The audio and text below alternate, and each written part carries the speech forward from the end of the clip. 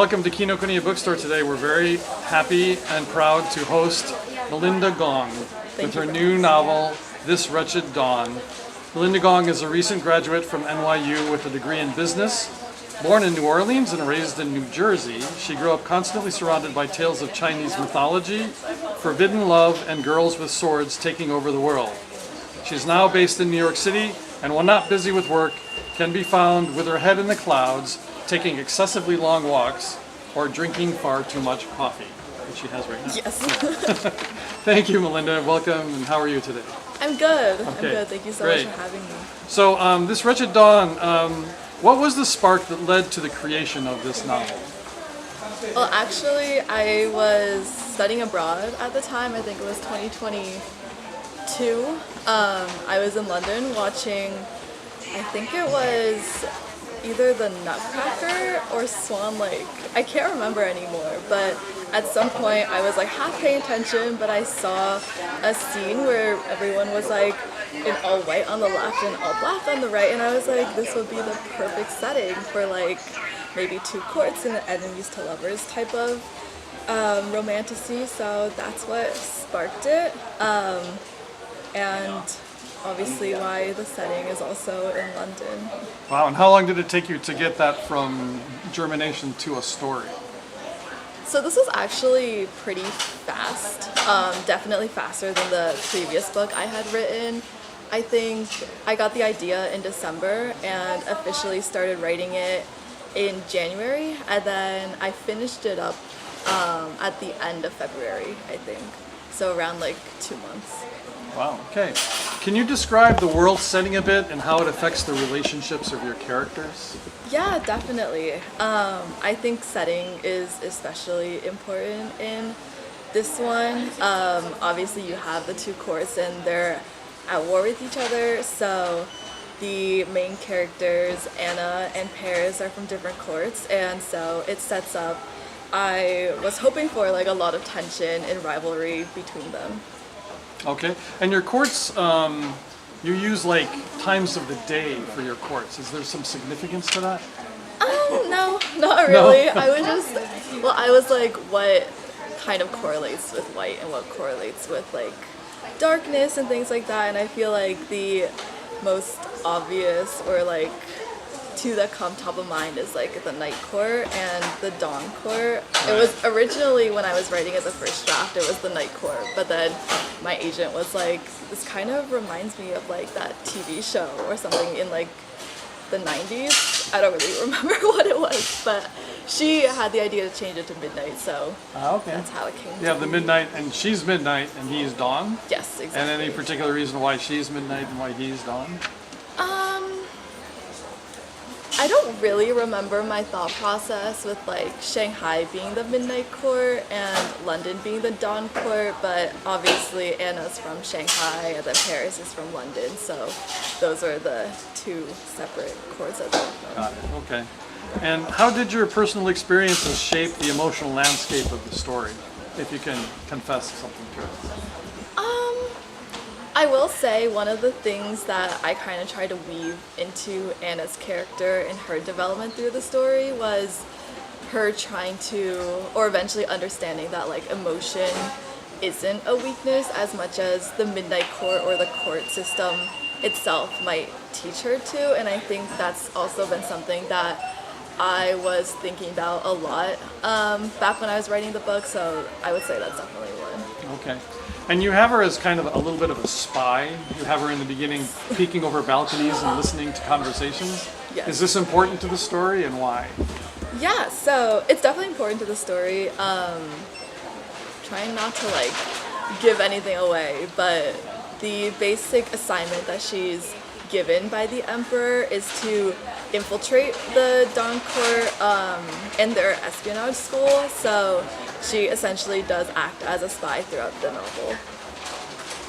Okay, all right. She, Leela is a resilient character. Was she inspired by someone in your life? No, I think I've always just been very drawn to the resilient, strong characters, especially the female characters in the books that I've read growing up. So that's always something that I try to include in my novels as well. So that's important to the story. Yeah, I would say so. Yeah, Okay. definitely. The title in particular has a poetic, haunting feeling to it. Well, how did you arrive at This Wretched Dawn for your title? I've always like really loved poetic things, and I did a lot of like thinking around the title. I always like overthink the title. It takes me like weeks or months, but this one actually came pretty easily. I don't know. I was like on the car one day and it just popped into my head. Wow, So okay. yeah, that's how it came about. And you had no problems with the publisher with the title? No, No, never. Excellent. That's a good title. Yeah. Thank you. This might be oversimplification, but what message do you hope readers take with them after finishing the book, if anything? I think there are a couple, but I guess one is definitely what I was talking about before, like that expressing emotions or emotions themselves can sometimes be a strength or an advantage, despite what like society or like groups around you may say. Okay. And your book contains a lot of elements of like sci-fi, fantasy, romance, thriller. Is there any particular genre that you feel is more relevant to this particular book? Definitely romance. Okay. So there actually isn't, I think, that much fantasy elements in it. There's no like real magic. There's no like magical creatures. And that's definitely something that I kind of wish I had a little bit more of and that I will be including in other books. But yeah, I would say it's definitely more of a romance. I really focused on Anna and Paris's relationship throughout this book in particular. And funny story, my publisher actually wanted me to kind of market it as like a romance when we were putting it up on Publishers Marketplace, but I was like, I think it's like very different from those contemporary romances, and I do think there's a bit of fantasy, so that's how we came to a romantasy. Okay, great.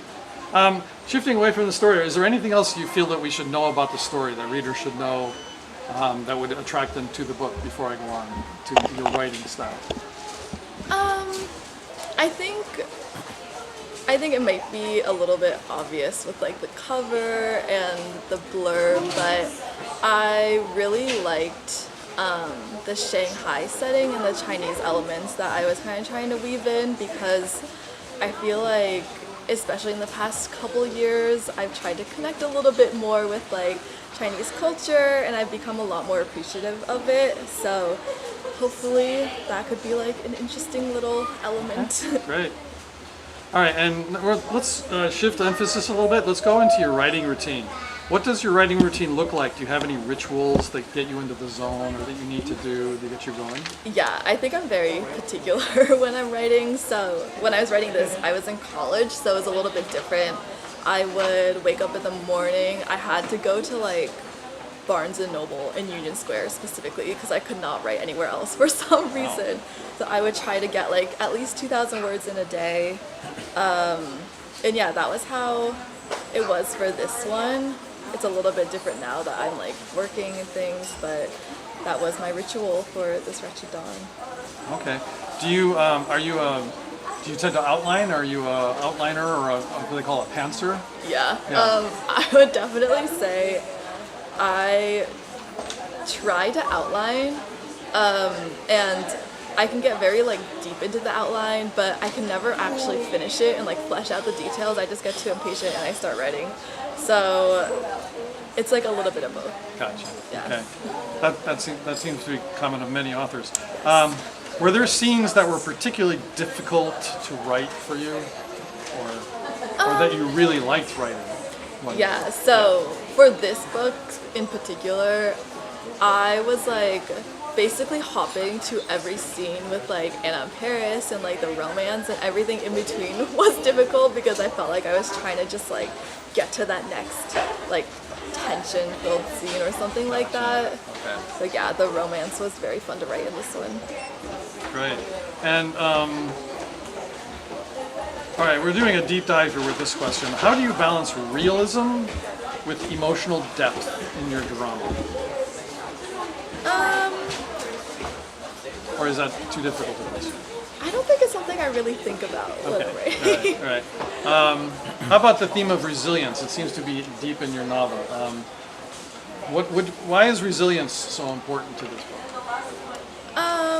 I feel like it's something that has really been like important throughout my childhood growing up, and it's just something that I've always like had with me and really valued. So I try to like also make it very. Is resilience important to romance in your mind?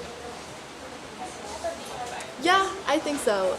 I think like, as a lot of people would say, love isn't easy, and especially in a setting, in a lot of like fantasy novels, you have a lot of different obstacles that you have to get through. So resilience is, of course, very important. Okay, good. Have you had any reader reactions to your book yet? Yeah, I've had a couple. I think especially people are surprised with the ending that I won't give away. Okay. Okay. Is there anything you want to comment to those readers? Stay tuned. Okay. And we're running out of questions here, but if there was one question that you wished an interviewer would ask you, what would that question be about this book? Ooh. I don't think I have a particular one. Okay. So everything that we need to know, we're finding out? Okay. Yes. All right. Are there any other books or authors that inspire you? Oh, absolutely. I feel like I always get my inspiration from like when I'm reading something and I'm like, oh, I really like that. And then I try to weave a bunch of these different elements together. For this one, I would say I was very inspired by Chloe Gong's These Violet Delights, and especially like the tension between them having a history and then that playing out in like present day. And then at the same time, I was very inspired by Shatter Me and kind of the poeticness in the way that she writes. So I would say those two were definitely very large inspirations. Great. And what advice would you give to aspiring writers trying to tell their own stories?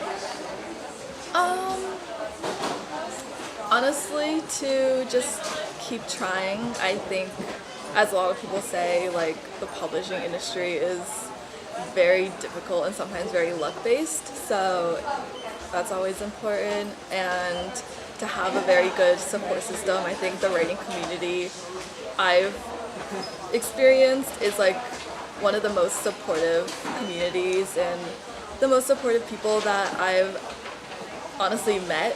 So I think that's definitely been important. Why is that? What is this community that's so supportive? I think you can find it on like Twitter, on Instagram. There are a lot of like different Discord servers, but I feel like there have definitely been like, I would say like a dozen people that have really helped me through like my writing process and even now with like different things going on. Okay, great. Yes. And we're going to move on to ask you to read a section and also to pitch for your book, but I'm going to wind up the interview right now and just say thank you very much, Melinda Gong, for coming to Kinokuniya Bookstore today. We will have signed copies of This Wretched Dawn. You can buy them by clicking the link in the description box below if you're getting this on YouTube. If you're watching this from other social media, click over to our website or click over to the YouTube to get that link. And thank you very much, Melinda. Thank you so much.